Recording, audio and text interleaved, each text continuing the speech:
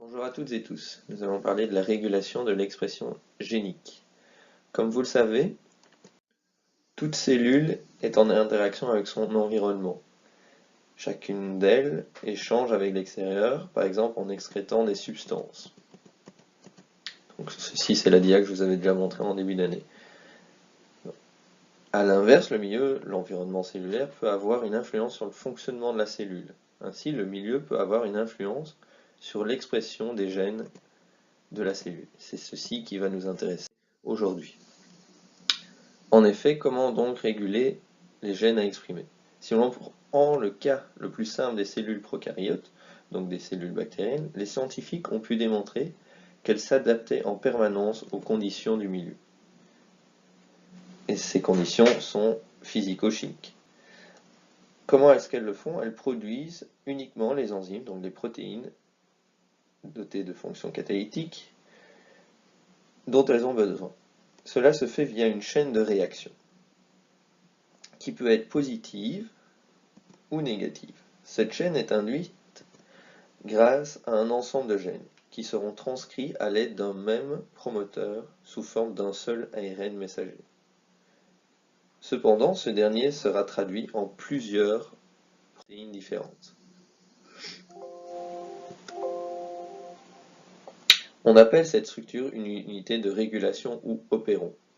En effet, cette unité comprend des gènes codants pour des protéines de structure, donc comme celle qu'on a toujours vue jusqu'à présent, qui constituent une unité de transcription, mais aussi un ou plusieurs gènes régulateurs appelés opérateurs, qui a un rôle d'interrupteur, et aussi d'autres éléments de contrôle présents dans la séquence d'ADN, ainsi qu'un promoteur, donc il y a un seul promoteur qui commande l'ensemble de ces gènes codants donc pour des protéines exerçant une fonction commune. On parle d'unité de transcription comme je l'ai dit. Donc là vous avez un seul promoteur.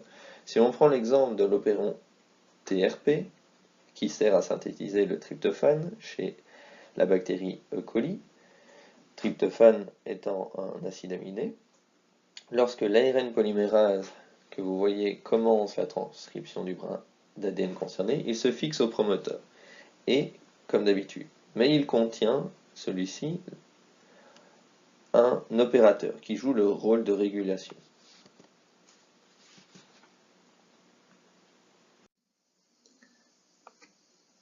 A priori, l'opéron est activé tout le temps, de manière continue, et l'ensemble de la synthèse des protéines peut se faire.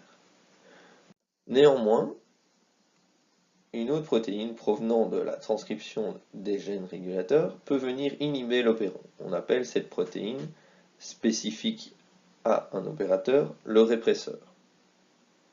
Ce répresseur, donc ici en rouge, inactive la synthèse de tryptophane. En réalité, ce répresseur est produit tout le temps, mais il ne s'active que s'il est associé à un corépresseur. Le corépresseur, ici, vous le voyez en orange. Et le but de ce processus, je vous rappelle, est que le répresseur ne soit actif que lorsque la bactérie a produit suffisamment de tryptophane, puisque c'est quelque part pour ne pas utiliser l'énergie pour rien. Ainsi, le corépresseur, dans notre cas, n'est autre que le tryptophane lui-même. Donc il sert de corépresseur à sa propre synthèse. C'est-à-dire qu'il va activer le répresseur qui arrête l'opéron TRP. A l'inverse, en absence de tryptophane, dans le milieu, il n'y a pas de répression de l'opéron TRP. Et donc les gènes pourront continuer à en fabriquer. Et donc, ils vont être exprimés. Il s'agit donc ici d'un opéron qu'on va appeler répressif, car il est actif en général, mais inhibé ou réprimé par la présence d'un composé dans le milieu. On parle donc de régulation génique négative.